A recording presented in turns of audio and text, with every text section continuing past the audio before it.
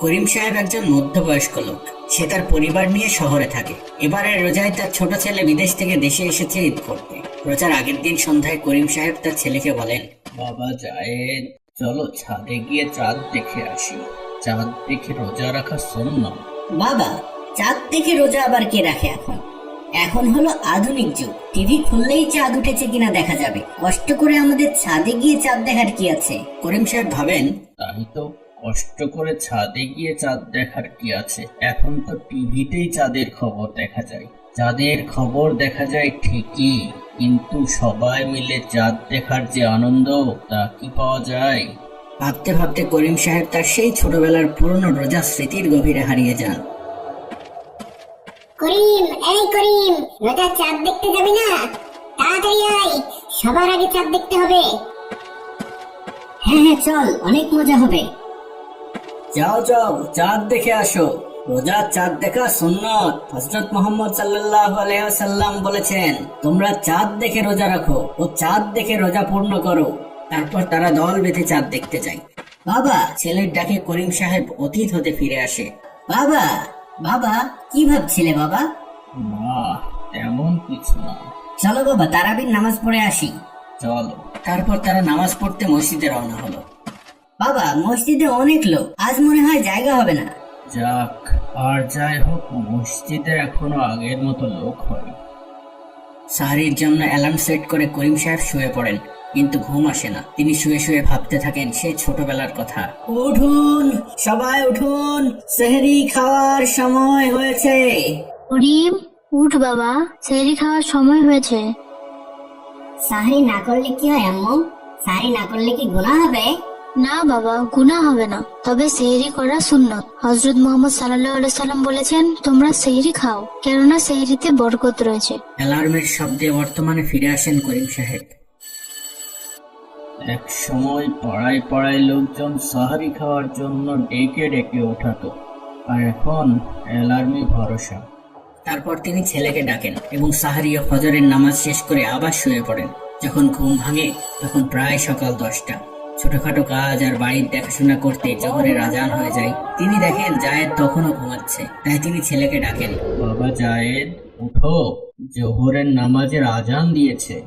বাবা, আর একটু ঘুমাই, ইফতারের তো এখনো অনেক বাকি।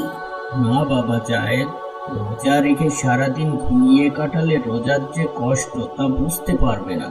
তাছাড়া রোজা রেখে যদি নামাজই না পড়ো, তাহলে তো রোজা কবুলও হবে না। আচ্ছা বাবা, উঠছি। এরপর বাবা ছেলে জোহরের নামাজ পড়তে যায়। এদিকে বেলা গড়িয়ে সন্ধ্যা হব। বাবা, আমি ইফতারি আনতে গেলাম। আচ্ছা। এখন বাজারে বিভিন্ন রকমের ইফতারের ছড়াছড়ি।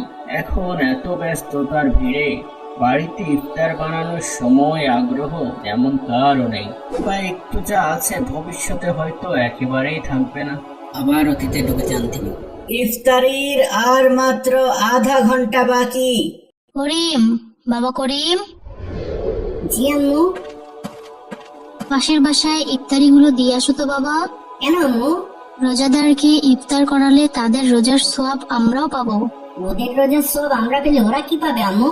ওরাও সমান সোয়াব পাবে বাবা। আল্লাহর রাসূল সাল্লাল্লাহু আলাইহি সাল্লাম বলেছেন, যে ব্যক্তি কোনো রোজাদারকে ইফতার করাবে ওই রোজাদারের সমপরিমাণ সোয়াব পাবে এবং রোজাদারের সোয়াবও কমানো হবে না। জি আচ্ছা আম্মু, আমি এখনই দিয়ে আসছি। প্রতিবেশীদের বাসায় ইফতারি দিয়ে এসেছি আম্মু। খুব ভালো করেছো, এবার একটু শরবতটা গুলিয়ে ফেলো তো বাবা। এখনই যাচ্ছে মা। মিষ্টি ঠিক আছে কিনা দেখি। আমি যে রোজা।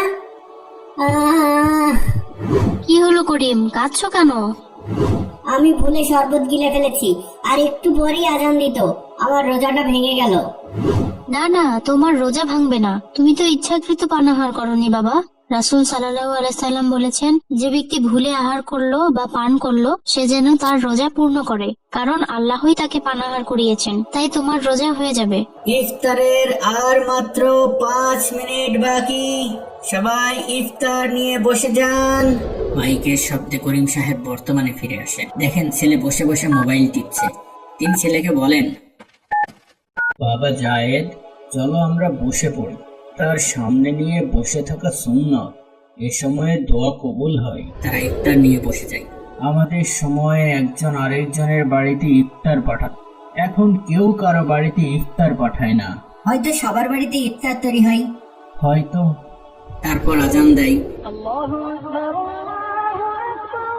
আর এভাবে বর্তমান আর অতীত সঙ্গে নিয়েই প্রথম রোজা পূর্ণ করেন বৃদ্ধ করিম সাহেব। দেখতে দেখতে রোজা শেষ হয়ে যায়। ঈদের আগের রাতে করিম সাহেব একাই ছাদে চাঁদ দেখতে যান আর ভাবেন, আধুনিক এই সময়ে এত ব্যস্ততার ভিড়ে রোজা আসে, ঈদও আসে, কিন্তু রোজার যে একটা ঘ্রাণ, যে আনন্দ, যে আবেগ, সেটা আর আসে না।